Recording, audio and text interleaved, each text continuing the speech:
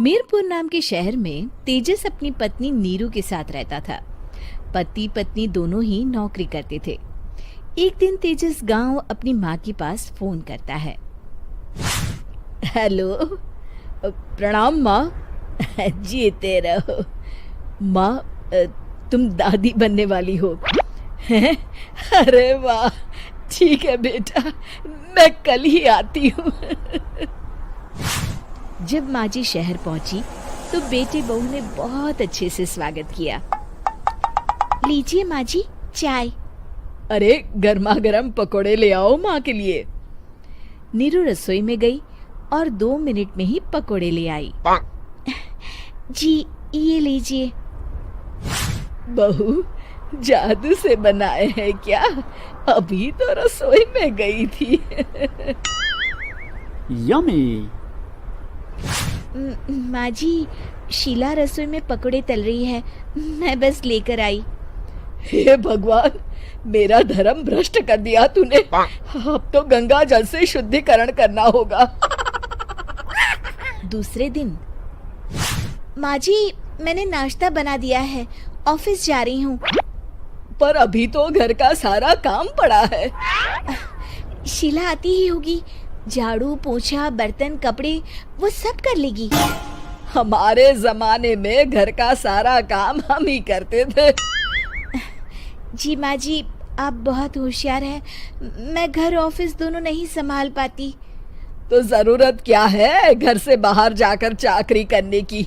वैसे भी घर का काम खुद करने से घर में बरकत आती है, समझी? पर माँ जी। पर वर कुछ नहीं, इस महीने की पगार मिले फिर ऑफिस बंद। हाँ। रात को नीरू तेजस से कहती है, सुनिए जी, माँ जी बोल रही थी कि मैं नौकरी छोड़ दूं। वैसे ठीक ही तो है, अभी तुम्हें आराम की जरूरत है। फिर भी आराम कहाँ, शीला को छुड़ाने के लिए बोल रही थी। तो अब 24 घंटे में इतना काम तो कर ही सकती हो।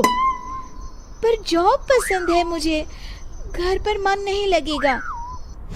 अगले दिन जब दोनों ऑफिस के लिए निकल रहे थे, मेरी तो कोई कीमत ही नहीं है इस घर में। माँ जी, आजकल महंगाई बहुत है, रहन सहन भी बदल गया है, दोनों नौकरी करते हैं तभी ठीक रहता है। अच्छा, तू कहना क्या चाहती है?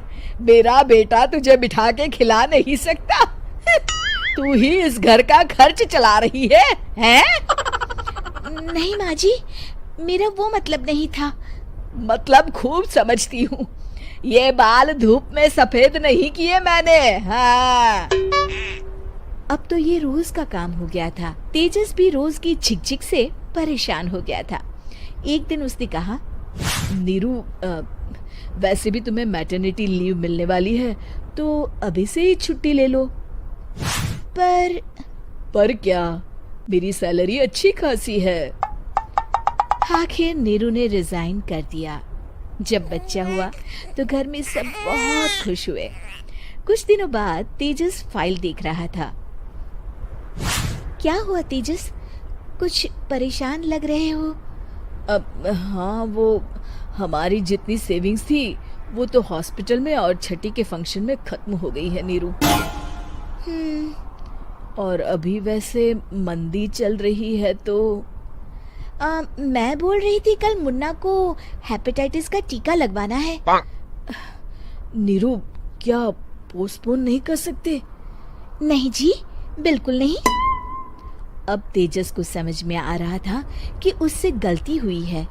पैसों की कमी का असर घर के माहौल पर भी पड़ रहा था। अगले दिन, बेटा मेरा चश्मा और ये दवाइयाँ ले आना, पर्चा देते हुए माँ जी ने कहा। जी। तेजस, मुन्ना के लिए दूध का डिब्बा और डायपर भी ले आना, और ये किराने के सामान की लिस्ट है, इसे भी लाना है।